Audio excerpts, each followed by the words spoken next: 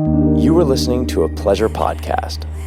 For more from our Sex Podcast Collective, visit pleasurepodcasts.com. Welcome back to Private Parts Unknown, a podcast about love and sexuality around the world. I'm Courtney Kocak, and today we're talking all about non-monogamy, swinging in specific. And I have the perfect guests because they have been happily married and active in the lifestyle for decades. Hi, my name is Dave Arena. I'm a stand-up comic and writer here in New York City. And I'm Victoria Arena, and I'm a writer and makeup artist. We are married. And we've been swingers for 20 years. So I met Dave and Victoria through a screenwriting workshop, and it was really fun to get to know them because they actually wrote a pilot for a TV series inspired by their swinger lifestyle. In real life, it began as innocent pillow talk. But when Victoria took the daring step to sign them up for a non-monogamy app, they had no idea what they were in for. Yeah, I literally thought I was going to throw up. I was scared to death. But not turned on? Not in the least little bit. Yeah, it created like this whole, like we were so silent the day after, just like. Oh my God. We drove my parents, like I said, lived like 40 minutes away. We drove all the way out to like the east side or whatever, and we didn't say two words. But don't worry, they quickly worked through that first awkward encounter and have been making it work ever since. We've been married for 21 years, and I think we've been in the lifestyle, about 20 of that? And together 24 total. So yeah, it was early on. 20 years is a long time to be happily swinging with your partner. So we are going to learn all their secrets in this episode. We also explore how they first got into the lifestyle, their initial rules, how they prioritize their relationship, the joys of sex clubs, and the swinging scene in Cleveland versus in New York, which is different than you might expect. Plus tips for couples thinking about dipping their toe into the swinging world and how to approach that delicate conversation. But first, Dave and Victoria have a really cute story about how they started dating in the first place. So we met on the phone. This was prior to... That's old school. Prior to even AOL, like right before AOL kicked off, I guess you could say. So I was a nanny and he was a stockbroker, and he cold called my boss's house. And I answered the phone like midday, and he went into his pitch. So I kind of let him go into the whole spiel of things. And at the end, I said, well, I'm her nanny. I'm 21 and I have no money. And he's like, oh, you're 21, huh? Well, are you single? And I was like, stalker. I was only 23 at the time, so I wasn't. It wasn't creepy. Right, it wasn't totally creepy. It was creepy. It was creepy. And he was like, 21, are you single? And I was like, yes, but ew, like, why would you ask me that? I was just kind of like taken off guard that he would even come back at me. Like, okay, but it's kind of flattering to be hit on. It was. I was kind of like, ooh, this guy's got kind of balls, And I was like, can I take a message for her? That kind of thing. Tried to fluff it off. And he called me the next day at the same time. Dave, persistence. Yeah. Now, wait, you have to realize, because she'll make fun of me, that I have absolutely no game. I never had a girlfriend, really, and I never talked to women at all. So over the phone was my only, like... You felt safe. You felt comfortable. Yeah, so it would not have happened otherwise. Was his pitch good? Was his sales pitch good? Yes, he's a salesman. He really is. I cannot lie. That's cute. And his persistence was good too. Yeah. So then he called me the next day and we talked for maybe a little bit longer. Not much longer, but a little bit longer. And then he called me the next day, same time. And the next day. And the longer got a little longer each day. You're supposed to be watching these kids. They're like just... Well, no, they were in school. But okay. Yeah. So it was kind of like a safe time for him to call, which was interesting. That he caught on to that.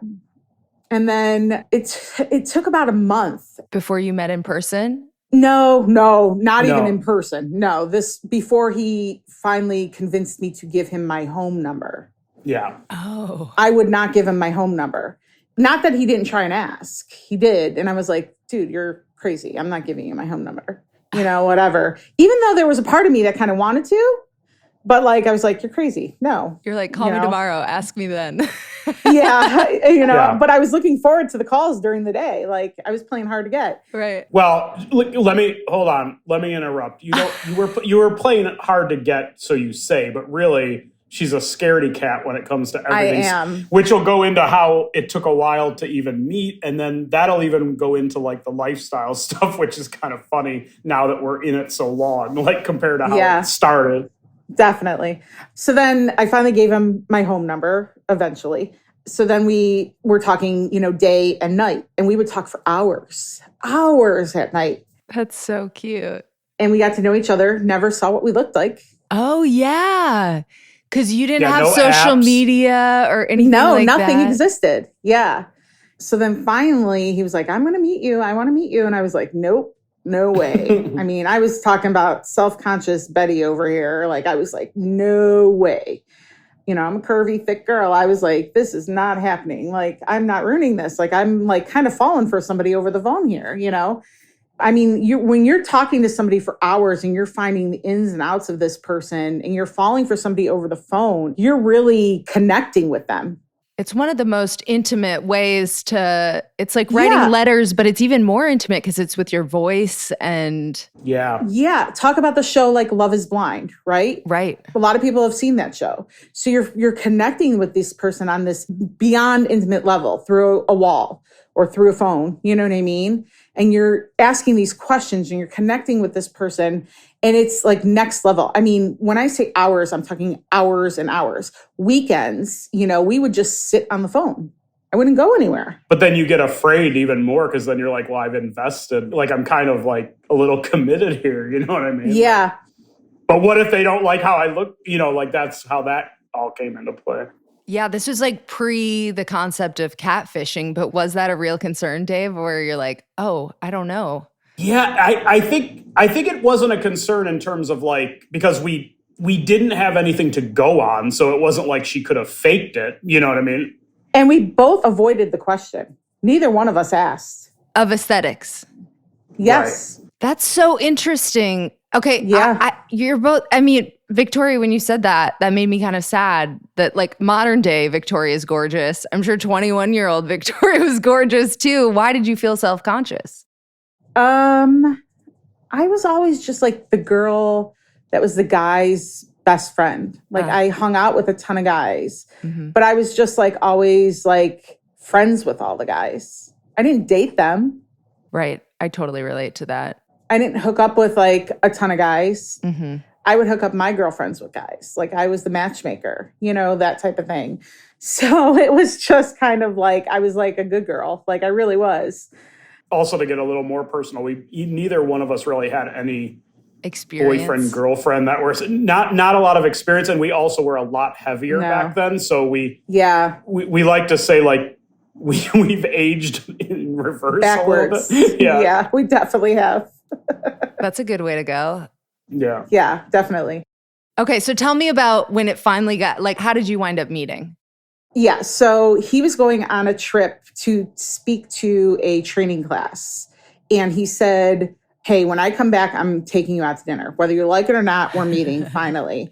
And he goes, I have a question for you. What do you look like? And I was like, oh, like it was like a freight train hit me. And I was like, well, I'll give you this. I'm cute, but I'm no Barbie.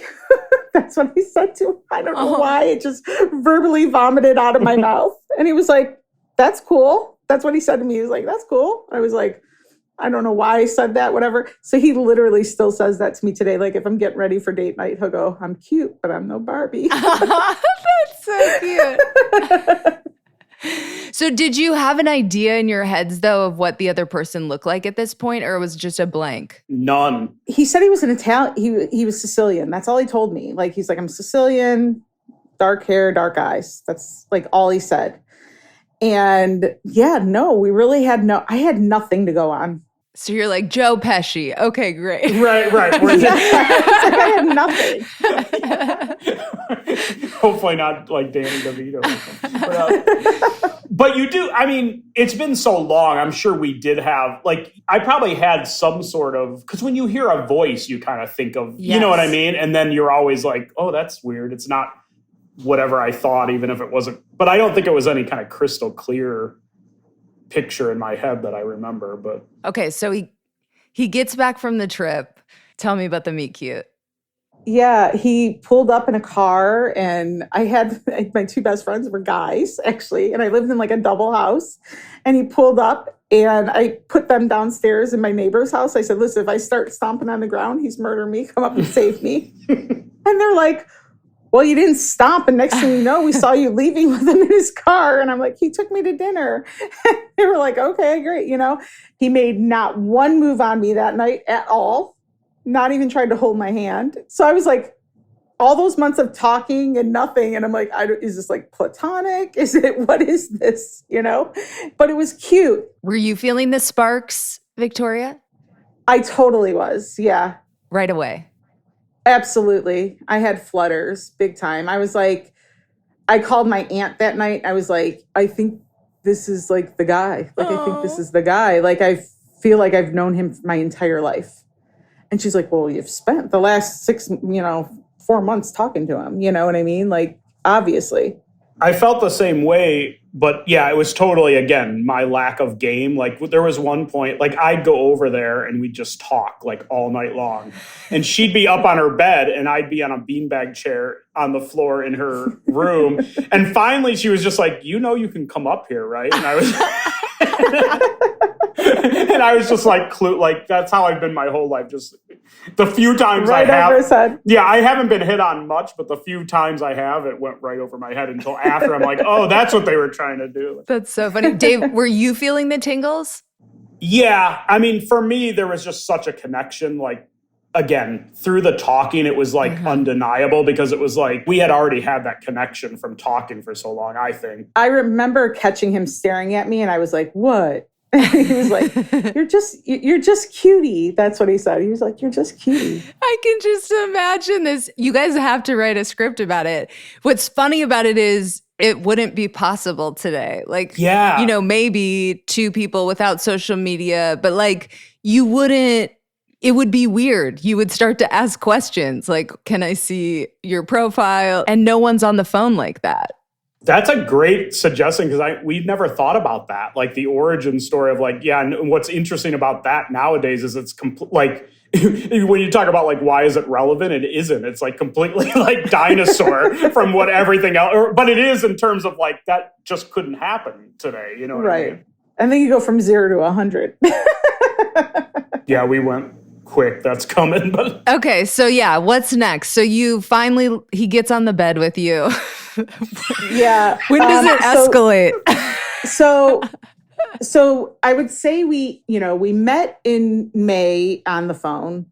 I would say we were officially dating in July. Okay. And I was moved in with him by the end of August. So it was like a little bit slow for that first month or two. And then it was like a freight train. Yeah. Yeah. Then she was moved in because first of all, like where we lived in Cleveland, I was a West Sider. She was an East Sider. It was 40 minutes away. And I'm like, I'm not coming out here. Do that. And she had just moved into that place. That was her first place outside of her parents' house. And she had only been there a couple months, which I didn't know at the time. And I had a guy roommate. So yeah, I'm like, you can come out here. That was it. Dave will tell you he had like this neat room with just a bookcase and a futon bed. And I came in like a storm with like Bath and Body Works and candles and soaps and sprays. And it's been like that ever since. Our room is like a bomb went off in it and it drives me nuts. But I'm just like, I know that's just the way she is. Were there any growing pains to living together at the beginning or was it pretty easy? It was pretty easy, I think. I mean, the growing pains were our families were similar but different. We were both from Catholic families. Mm-hmm. Mine a little stricter than his. similar backgrounds. I mean, both our parents were married, not divorced or anything like that. But I'm the oldest of 6, where my siblings were still very young. There were younger siblings. My mom kind of had us in 2-packs. Same mom and dad, but the youngest, there were 20 years between me and my youngest. Oh, so my damn. youngest sibling, when Dave and I started dating, was only 2. Dave's mom had 4 kids in 5 years. Because there was such a big difference in age, she was more like a parental figure to a lot of her siblings. And me and her we still are, like, as when I came into the picture. So, and it's not what this podcast is about, but she had issues. Like, her father was someone who, you know, he was kind of a shyster, right? Is that the best way to put it? And so always like money problems and issues. So when we first met, she was taking her paycheck and like paying for school supplies for them and stuff. And eventually I was like, that's got to stop. Like, those are your siblings. They're not our kids. Yeah. Like, so stuff like that was like outside of really us, you know what I mean? If that makes sense. So I guess that was probably one of the growing pains. And maybe my dad was like, oh, crap, Dave's stepping in now. Yeah, I can't take advantage of Victoria anymore. Well, that was a big thing too, not to get too much into that. But there, there was some like abuse and stuff like that where it was like, he wanted still that control, I think, a little bit. And it was like, no, this isn't happening anymore. And just a lot, so those kind of things. But it was outside of like me and her, you know. Yeah. What I mean? And you're pretty young, so you're like kind of negotiating those boundaries anyway, just in terms of how you deal with people and even people in your family. So, right. I mean, you got married, it sounds like within 3 years or so. So you were already pretty quickly like, we're a unit, we're going to do this. And you were just happily monogamous at that point? Yeah, we were always monogamous. We moved in with each other. I think we dated for a while and we were engaged, a couple years. But I know when we got married, I was 27 and she was 25. So yeah, about 4 years total by the time we got married. And we had a daughter on the way. So like we had our wedding was already planned and stuff, but we were getting married in April and our daughter was born in September or August. So August. Yeah. So planned or unplanned? Unplanned. Yeah. Okay. Big Catholic wedding and it was already planned. And, you tell the Italians and they're like, don't tell the elders. Yeah, you're not the first one. Yeah. Yeah, and I'm like, well, the wedding's already like it's only like a few months like away. So they'll figure it out after. Yeah. Was that a big shock to your dynamic, having kids? Yes. Shook our world. In what ways? I don't know that we really planned on having any, to be honest with you. So it just sort of happened without you thinking about it. And then you were like, oh, fuck, we got to, this is 18 years or a lifetime, really. Yeah. I think it's another one of those things where we just, like, you get married, you have kids, like you just do it. And then, I mean, this is going to sound horrible. That's what this podcast is for. Right. No, I do it in my stand-up act as well, but it's like, we love our kids, obviously, because they're here. Yeah. You know what I mean? And they're older now or whatever. They're almost, adults. Well, one is they are adults. Two are adults. One's 17. But yeah, I think it's another thing that if we look back on it, we'd be like, a lot of things about our lifestyle and stuff would just be, it would have been easier. It would have been more fun. We could have done other things. You know what I mean? All those kind of things. So you do look back on it and I never have regrets about anything, but you do kind of think about that, Yeah. Like it could have gone down differently. Yeah. Yeah. Definitely.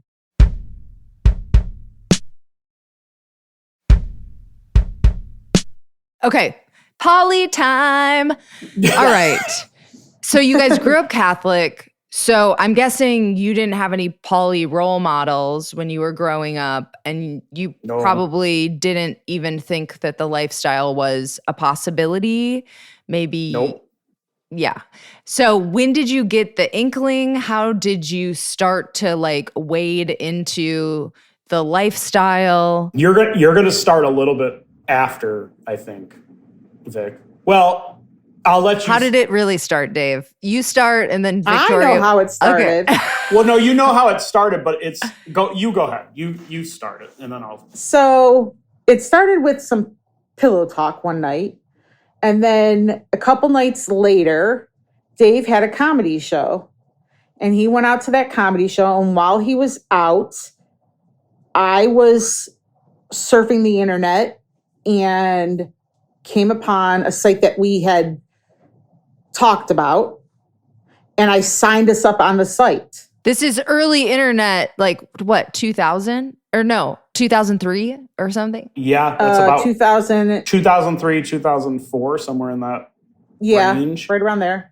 Yeah, that's why I wanted to, that's where I knew where you were going. But what led to the pillow talk, and even before that, is we started dabbling with like going to strip clubs and stuff clubs. like, you know, right. And what was interesting is we actually would get groups of people. Like we even had her sister go with her boyfriend at the time. And we thought it was, and then we started realizing like we liked it, but it was causing like drama with everyone. Like everyone else was like, yeah, I'm not into like. You're like, we can't do this with our families anymore. Everyone else we took, like they'd be in a fight because of, you know, or they'd get their head smacked. Yeah, maybe I should rewind a little bit. Yeah. Yeah. Here's what was happening.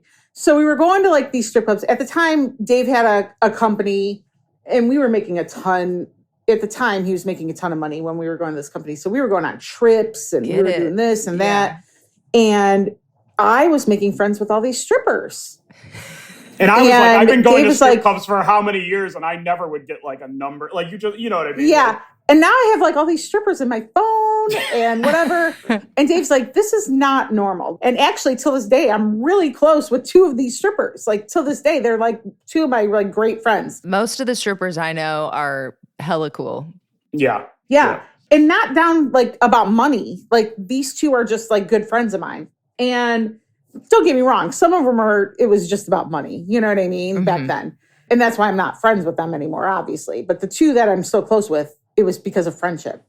And it was just getting weird. Like when it was involving like, you know, taking my brothers for their 21st and their friends. And it was just a downright party. Managers were like, Dave, Victoria, what's up? You know, like, we got this section for you tonight. You know, those kinds of things. It was just weird. And I mean, it was just a full on weirdness. But you guys were like kind of getting off on it because it like gave you these ideas of like, it was a little bit like group sex in the idea of it, right? That's what you were into? Yeah. And so then it was turning into like really hot pillow talk.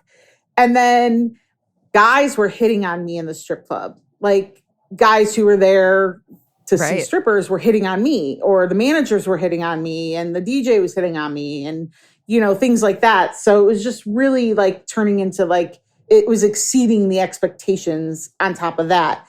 So then Dave went out for a comedy show and one of the guys had told us about this website and I went on and was researching it and looking and signed us up on this website. And so when Dave got home that night, I'm like, hey, kind of got a surprise for you. If you're too weirded out by it, whatever. And Dave's like, what did you do? And I'm like, I signed us up on the website. And he was like, you what? Like, you know, that type of thing. Yeah. And I'm like, but look, this couple already reached out to us and they're in, and it was like a town like right over from us. And she said she thinks she knows your sisters from high school. Like I was like saying like all this stuff. Yeah. And that weekend we ended up meeting up with this couple. Did you have sex? Yeah, it was that weekend. Yeah. Oh my God. I love it. What was the pillow talk? Like when you're going home from the strip club, is it like, oh, he was hitting on me and Dave's like, did you want to do something about that? Or like, is it that kind of shit? It's more graphic than that.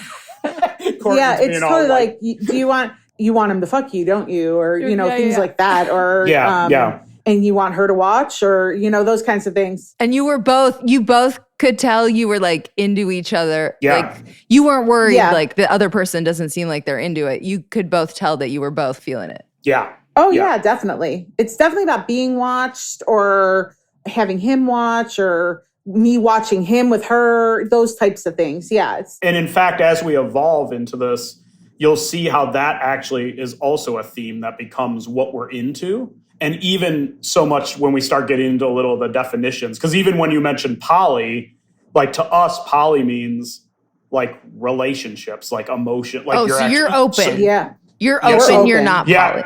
Right. And even we open, are not poly. And open is the correct term, but even open to us is like we don't, like a lot of people consider themselves open because they actually go date or have, like, we do not do emotion at all. Like no emotion, no relationships. No emotion. Not What to do say you that call we're not- yourselves? Swingers? Yeah, swingers. Yes. That's specifically with no emotion.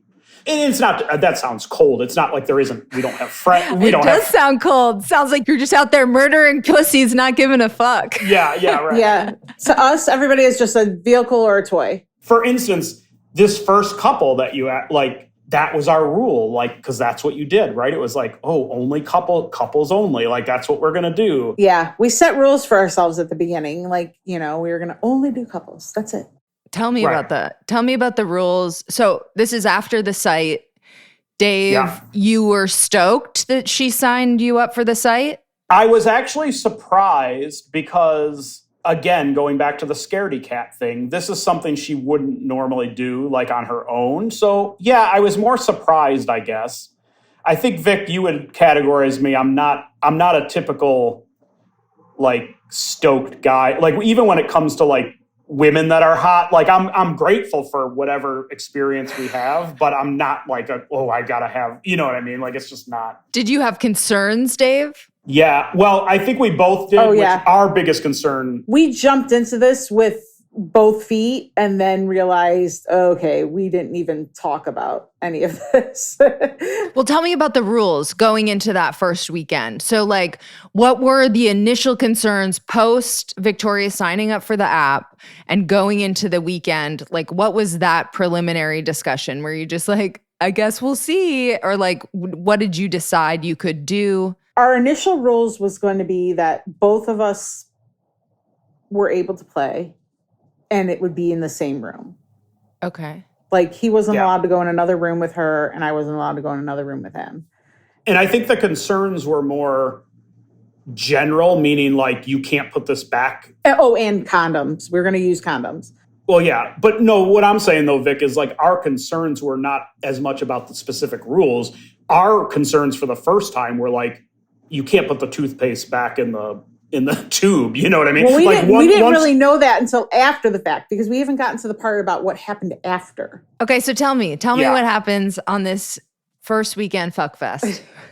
So we met them. So we lived across from this restaurant, and we met them at the restaurant across the street, and we had drinks, and then we came back over to our house, and we had a bar in our basement. And so we came back over and had more drinks in the basement. And then we headed up. The girls were off to my parents' house. So they were over at an overnight, and headed upstairs to the bedroom. And then it was a weird dynamic because she was the other female was really aggressive. And we kind of just were like off to the races because I was just like, kind of holding on for dear life type of thing.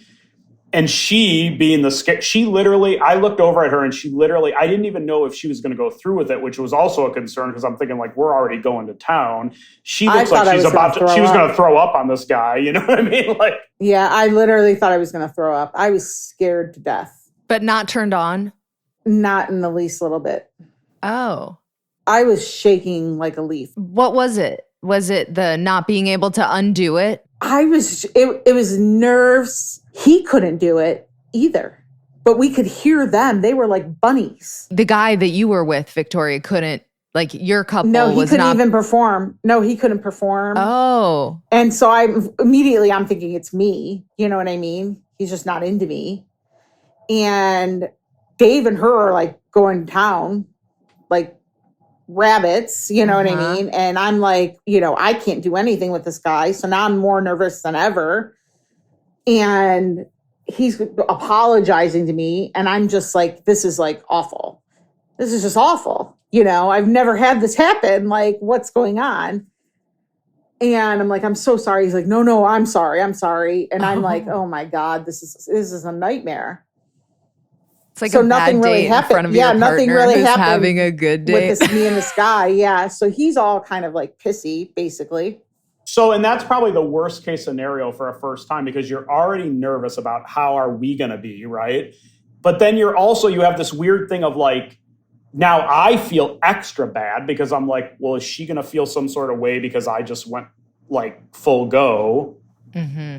Yeah, it created like this whole, like we were so silent the day after, just like. Oh my God. We drove my parents, like I said, lived like 40 minutes away. We drove all the way out to like the east side or whatever. And we didn't say 2 words.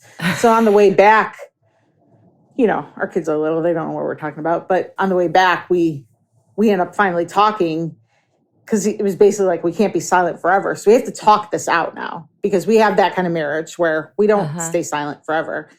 And I said, we've got to talk this out. And he's like, oh, I totally know we do, you know. And I said, I'm just sick to my stomach. I'm literally sick to my stomach. He's like, well, you know, it wasn't your fault. I'm like, I know it wasn't my fault. And I'm glad you enjoyed yourself. I just don't know what to do with this. And he was like, it was his nerves, you know, like that type of thing. And I'm like, I know. And so, I mean, we did end up meeting up with them the next time. And he, you know, the guy laid it on. Okay. He really did. It happens to a lot of couples. We've seen it time and time again where a guy just can't perform the first time and then they make up for it the second time, you know, that type of thing. And always the girl thinks it's her fault. She always thinks it's something she's doing wrong.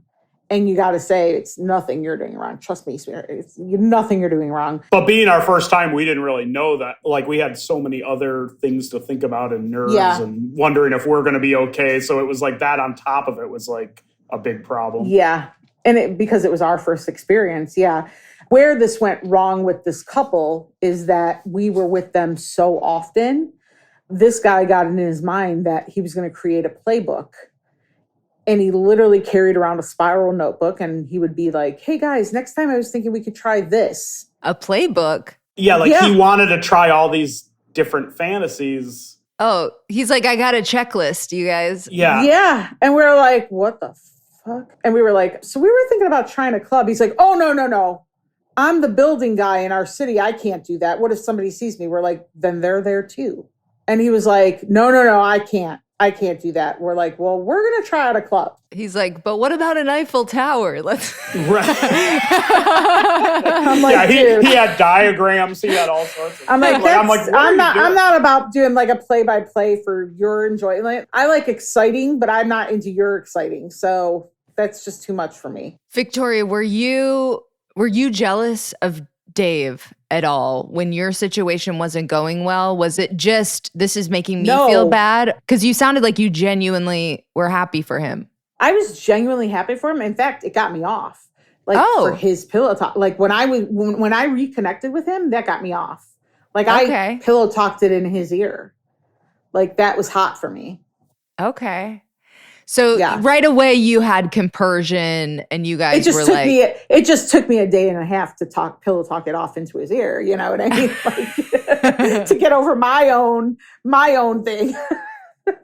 Once we talked about it and realized we were okay and that it was nothing between us, and then that started us on the road of like Vic said with this couple, then we started thinking, well, this isn't what we want to do. Like, this is almost like dating. Like, and this is not. So then we realized like our thing is the excitement of what situations can we get into that we can have the pillow talk, because that's really what the payoff is, if that makes sense. It's not even, this is going to sound weird because this is not how everybody is. It's almost like we don't even care about the stuff in the moment. And it's not that we don't enjoy it, and it's not that we don't find other people attractive. That's really not the excitement is what can we get out of it after. Together. You know what I mean? Together, right. There are things I do enjoy in the moment. Like I love the chase. Oh, you're fucking other people. You're totally enjoying it in the moment. Yeah, you know what I'm saying. Like I'm not trying to pretend it isn't about that, but yeah. I do love the chase. Like if I see a really hot guy come in, I'm like, I'm gonna make that happen. She also likes to win, so it drives her nuts. Yeah, if there's like a super hot chick in there, but I know she's almost like too hot, like I'm like, girl, I'm gonna make you so it's like you're too unattainable to that guy. So I'm gonna get to you. I'm gonna get to him first. Like that kind of thing. Oh, you're competing with the other girl. I want to talk about your attractions. That's fun. That's fun for me. Are you both hetero or are you both bi? I'm situational. You're bi-ish? Yeah, you're not really. We're both heterosexual, and then you play a little bit.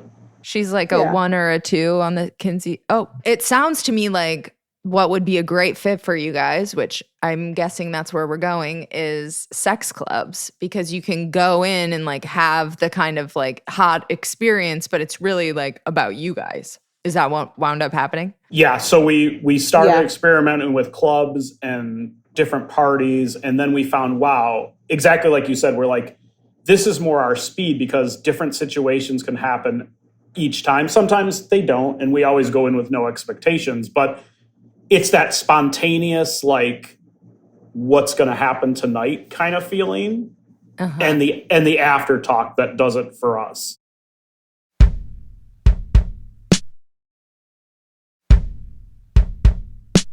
Has this ever caused drama in your relationship? Because you guys sound pretty chill about it. Have you had any like swinger moments that have been heated? God, that's a great question. I don't think there's been anything. Well, that's probably a naive answer. I'm sure we've had. Nothing big that comes to mind? Dave pouts. Don't get me, he pouts. When something doesn't go his way and he has a boring night, he pouts. That's our big, because he thinks it's yes, he does. He's like, this was a boring night. Yeah, I'm like, not every night's gonna go your way, dear.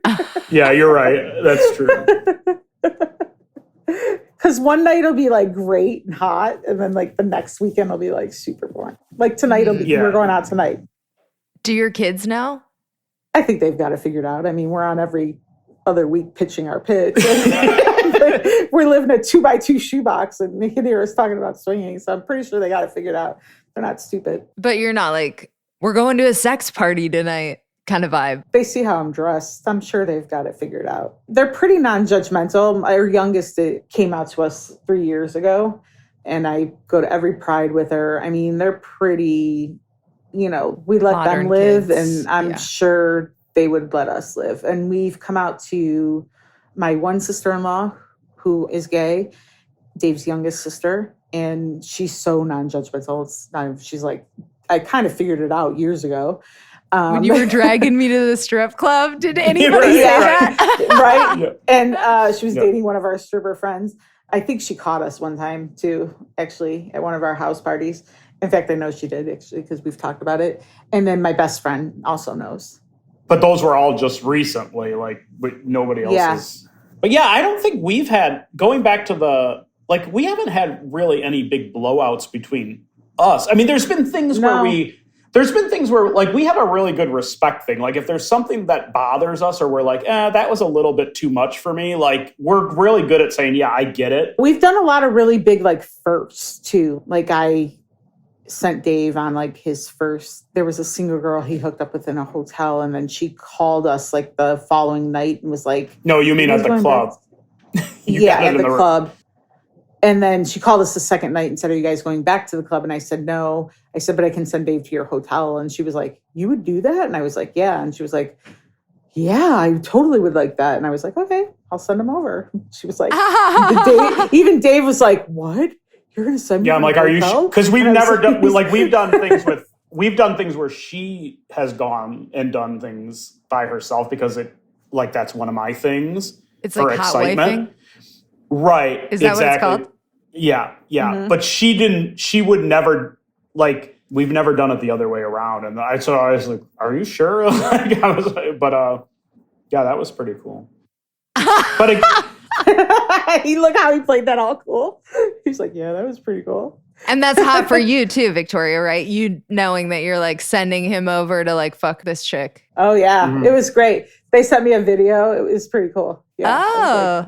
That's another good example, though, of when I said she likes to win, because she talked about getting the other guy, but she's also so that night that she was there, a single chick, a unicorn, she's there. She was from out of town. All these guys are hitting on her. So she wants to be the one to be like, well, my husband's, so she has this competitive thing.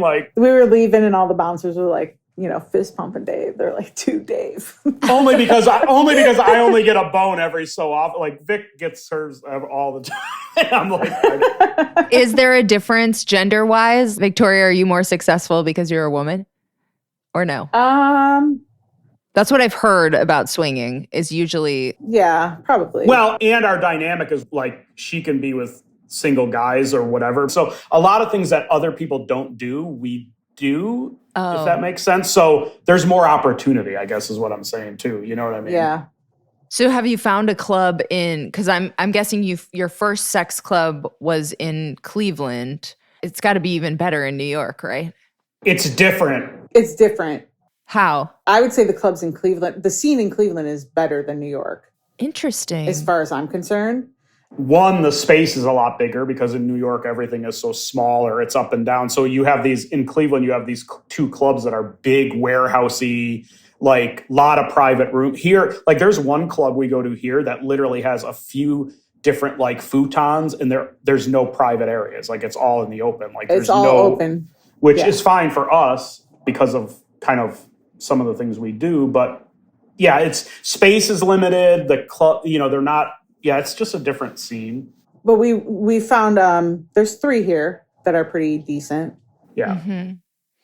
How often do you partake? Almost every weekend. Oh, really? Yeah. Yeah. So you guys are doing you're hustling your screenwriting careers and you're going to sex parties on the weekend. Oh yeah, we sometimes even do. They even have like day play and stuff. So we've even done that on like a Wednesday afternoon. So yeah, we're out and about. I love it. Okay. So I guess, do you have any advice for anyone at the beginning of their swinger journey? I know one of your things in your project is like this character is like kind of a mentor to other people entering the lifestyle. So what would you say are your biggest tips? Communication is key. I mean, being willing to talk about everything and lay it all out there is the number one thing. I can't speak that enough. I mean, if you're not on the same page, it's not for you. If one person is even going outside of anything, it's just not going to work. You mean like going outside of what they're comfortable with? Yes, it's just not going to work.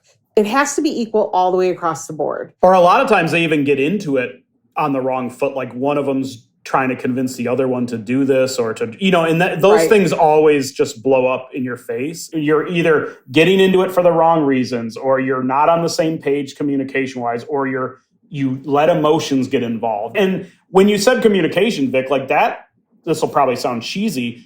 That's one of the things we really love, or I really cherish about this, is it's made our relationship so much deeper just because when you say like, oh, I married my best friend, and we're like, really? Did you? Because like if he looks at another chick, he's going to get hit over the head, but for us, we can literally talk about anything.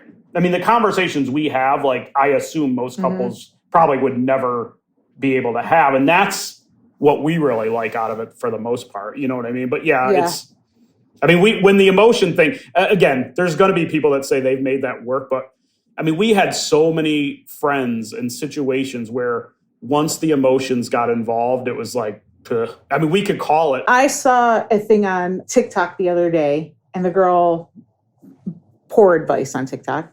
The person asked, how do I explain to my wife that I want to fuck other people? And she's like, well, just tell her, hey, I kind of want to start having sex with other women, and see how she feels about it. That is the worst thing you could possibly do. That's like saying, hey, honey, I want to cheat on you with other women. It just does not work like that. That's not how you get into swinging at all. How should someone approach that conversation? Are you supposed to hint about it? No, I think Vic, I don't want to put words in your mouth, but I think what you're saying is not necessarily the conversation. It's the fact that she's coming at it from, I want to. Yeah. You're making it about you and not making it about your partner. You're not even like remotely making it about you as a couple. You're making it about you, the person. And I think swinging is about you as a couple. So it makes no sense at all. Swinging is a thing you do together. And always at the end, you're reconnecting as a couple anyways. Dave and I always reconnect at the end, it's always about us too, whether it happens at the club, which 99% of the time we reconnect at the end, we finish together, or we finish at home, one or the other, depending on the time limit, you know? And then you're talking about it later, which is the extra hot part, right? Yeah, definitely. And I think a lot of people need to understand that. I think the reconnection is the most important part about the whole thing. Dave, what's your advice for approaching that conversation? I don't know. That's actually a tough question because we just never would approach it that way. Like we would not, like you could just tell that the other person was into it, so it didn't turn into this like awkward thing. Yeah, like I guess the warning sign there would be like if I could never imagine telling Vic like, "Hey, I have been thinking about going and sleeping with other women by myself," like or whatever the case may be. And it's like it's just coming at it. I would start with like sexy talk. Maybe like yes. not even bring it up that way, but start with some sexy talk. I want to know all your fantasies. Yeah, see if there's common ground there. If there is common ground of like, oh, because maybe that person does want to see that. But ours has come organically from those pillow talk and those conversations. And then we can have the conversation and be like, well, that's great that you thought that would think that's hot, but I'm not doing that. Or I'm like, okay, we can respect that. Like, I'll watch porn for that. But yeah, good talk. Yeah. But there's a lot of times where we're surprised even with each other where we're like, oh, I didn't know. Like, okay. Like she'd be like, I didn't. Or there's even times now after 20 years where Vic would be like, I didn't ever want to bring that up because I didn't know if you'd feel weird about it. And I'm like, no, that's great. Yeah. Some people may start to say like, I wanted to have like satin ties around my wrists. Well, guess what? Third floor is for that. You know what I mean? Yeah. And then you get them at least in the club door, through the club doors. It just can lead to other things. I'm not saying like start light. The tough thing about that question specifically is it's not like we just talked about being open about communication, right? So it's not like it's necessarily a bad thing to talk about that. Like you have to get into it somehow. But where the red flag is like, if you're just coming at it like that, you've got to be careful. It's almost like you're asking for permission instead of saying this is going to be our thing. You know what I mean? Exactly. Well, it's kind of like, how can this be hot for us versus how can this be hot for me? Yeah, like a good example is when she told you the story about the single female in the hotel. Now, knowing that she normally wouldn't do something like that, I was very like, I'm not going to even pretend it was hot. The woman was hot. It was all hot, right? I'm a guy, right? But I wanted to make sure that she was okay with it. And I also saw the value of like, okay, I see what she's getting out of. I see where she's going with this and why it's going to be hot for her. But even then I was like, are you sure? Because if she would have even... Well, you took my cues too. Yeah. My rules. Your rules. Like she's like, hey, I want you home by this. You're not spending the night. Not that I would ever. I never would do that anyhow. But there were rules. But if there was any hesitation, I would have been like, I don't need it that bad. Do you get what I'm like? Do you get what I'm saying? So I'm not going to say I didn't enjoy it or it wasn't hot. But it's not about that. It's not worth it if I was like, okay, maybe in the moment you thought it was hot and now you're having second thoughts, you know what I mean? Yeah. Listen, there's a lot of different ways to approach non-monogamy. And I think what it sounds like you guys are doing with your swinging is like a version of it that really like prioritizes you guys as a couple. And that's probably why you've been able to do this for 20 years and you're still together and you actually even work together and you don't hate each other. Yeah. We watched a great documentary last night on Netflix too, by the way. What was it? Yeah. Oh, wait. It was on Amazon Prime. It's called American Swing. Oh. And it's about Plato's Resort that was in the 70s and 80s here in New York City. And it was the it thing in the 70s and 80s. Big time. Ooh, hot wreck. Yeah. I still don't think people realize like how much it goes on in like suburban areas and teachers and. No, yeah, I think you're totally right. Like there are a lot of suburban swingers and thank you guys for coming on Private Parts Unknown and sharing your swinger story. It's a legit thing. Is there anything else you guys want to tell the privates before we wrap? Try it. Go one night to a club. Look around. Yeah. You can go. I want to go. I've gotten a happy ending massage in Tokyo with my fiance's permission. And I don't necessarily we're tentative about getting into any non-monogamy, but we do like the idea of maybe going to a sex club just for the charge of having people watch and totally. The sister club of the club we go to here in New York is in LA. Oh yeah. What's it called? Well, Labyrinth is the one here. I don't know if it's called Labyrinth in LA. I've heard of Labyrinth. It is. Yeah. Yeah. And so that's a big thing, right? Even that is just the excitement of someone watching, or even what you did, right? It's I'm sure you got something out of it after. I'm sure you didn't just come home and not talk about it, right? Oh, it was so hot. And I wanted to, I thought it was so cool that he was my boyfriend at the time, but versus fiance, but I thought it was so cool that he gave me permission. It almost made me want to marry him more, I was just it's awesome that he trusts me, and I didn't have feelings for I was grateful for the person's service that jerked me off, but really I wanted to go home and fuck my boyfriend. And that's what it is. Absolutely. In a nutshell. When I talked about communication and how it deepens, you experience that. What we get, we think it's so great that, and I know this is going to sound, maybe this will sound arrogant, I don't know, but we like the fact that we have something that a lot of other couples don't have. And you've experienced that. You've experienced that. Wow, we can actually talk about this, and there was no jealousy. There was no, and I actually appreciate that person more because of what happened, and that's what we experience all the time. Thank you to Victoria and Dave for sharing your delightful swinger origin story. There were so many gems in there, and I think a lot of really good takeaways for other couples thinking about how to approach non-monogamy. So thank you so much for tuning into this episode of Private Parts Unknown. And of course, stay tuned. I have got lots more sexy episodes coming up soon, including the Star Garden unionizing strippers and drag queen turned elected official, maybe a girl. For the latest episodes, look down and make sure you are following us on your favorite podcast player now. On Spotify, it's a little bell button and a follow.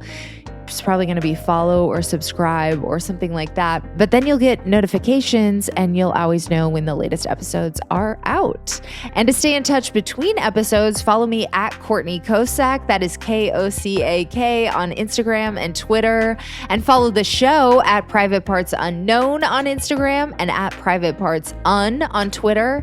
And hey, baby, I am shamelessly trying to hit the top 1% on OnlyFans before I retire. And I am currently in the top 3.5%. So close. So if you are interested in a Playboy style sneak peek at your girl, you can subscribe to my OnlyFans account at Coco Peep Show. I don't frequently promote this on my social media, so you heard it here, at Coco Peep Show, and I would love if you could financially support me in that way. And subscribe to the newsletter for the show at privatepartsunknown.substack.com. There is a link in the episode description for that. And shout out to Amy Rausch for the bomb-ass theme music. For more info about Amy and her music, check out amyrausch.com. That is Amy, RAASCH.com. This episode was mixed by my ride or die audio guy, Michael Castaneda of Plastic Audio. And after enjoying this content, could we ask you for a quick favor? Just go to ratethispodcast.com/private and give us a 5-star rating and review. So we have had some rating and review goals lately, and you guys have been rock stars about helping us achieve these, and we have actually hit a new milestone. So our goal was to hit 75 ratings on Spotify, and we have hit that number. We are currently at 75. That is so awesome. Thank you so much, Privates. If you have not given us a rating on Spotify, we've got a new goal now. We're trying to hit 100. So if you're listening on Spotify, if you go to the upper left-hand corner of our page, click the star button and then click all 5 stars. You will be helping us on our way, and it means the world. It really does. So thank you so much for helping us hit 75 on Spotify. And our goal for Apple Podcasts was getting up to 275, and we are currently at 260. So we still have 15 more to go over there. And I would also just really love a new review on Apple Podcasts. I would love to have something new to read on air. So if you could please go to Apple Podcasts, give us a 5-star rating and review. Just say a little sweet nothing. Maybe you love Dave and Victoria and you want to give them a shout out. Maybe you love my quirky sense of humor and you want to give me a shout out. Just literally one sentence, what you love about the show, would make my day. And a super easy way for you to give us a rating and review is just to go to ratethispodcast.com/private. And they have multiple options where you can leave us ratings and reviews. So thank you so much in advance. And another thing is, if you've already supported the show by leaving a rating and review, we just also love social media shout outs. You know, if you want to take a screenshot of you listening to the show right now and tag us in it, we will definitely repost that, and it helps spread the word. And I just love knowing who's listening. When I can put a face with it, when I can check out your profile, I am always honored by how cool the listeners of the show are. So I would love to get to know you a little bit better, and we can help spread the word in the process. So if you want to take a screenshot right now or a selfie and tag us in it, again, we are at Private Parts Unknown on Instagram and at Private Parts on Twitter. We will repost that, and we would love to get to know you. And one more thing, there is one more way you can help support the show. We are now on the Fountain app. So if you are listening on a V4V platform and you get value from this show, you can support us by sending a boostagram. And we have gotten a couple recently that I am going to read to you. We got a boostagram from user51, a bunch of numbers, who boosted 100 sats and said, "Great episode about our latest ayahuasca in Los Angeles episode from our Mind Trip series." And then we got another boostagram of 500 sats from Walter W, who said, "Keep them coming again and again, the episodes as well, smiley face." Funny joke from Walter. And that was in response to our last episode, Fingering, Fisting, and Cunnilingus Tips for Pleasing Vulva Owners, which is such a good episode if you haven't heard it yet. And you can leave us a boostagram too. You can head on over to the Fountain app or another V4V platform and leave us some sats. Thank you so much. Until next time, stay curious and keep exploring.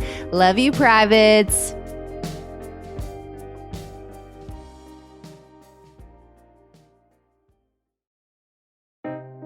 Hey, privates, I want to turn you on to another great podcast from the Pleasure Podcast Network. My pals over at Multi-Amory are some of the OG podcasters in the sex and relationship game. And if you are interested in non-monogamy or just doing relationships better, you are going to love this podcast. Let's face it, relationships can be tough. And it's even tougher to find quality advice when you need it. That's why we spend hours looking at the latest research to help you understand which relationship advice is gold and which advice is garbage. We are the hosts of the Multi-Amory Podcast, a weekly show dedicated to helping your relationships become happier and healthier. This is not your mother's relationship advice show. Whether you are monogamous, polyamorous, swinging, casually dating, or if you just do relationships differently, we see you and we're here for you. Check out what some of our listeners have to say. I can always find an episode to help me process and find perspective with whatever it is that I'm going through in the moment. Their addressing of both healthy and unhealthy habits has really shaped who I strive to be as a partner and a person. Sometimes I read a title and I'm like, this one isn't going to apply to me. And then listen to it anyway, and it always does. So if you're tired of one-size-fits-all relationship advice, check out Multi-Amory with over 400 episodes and new episodes every week.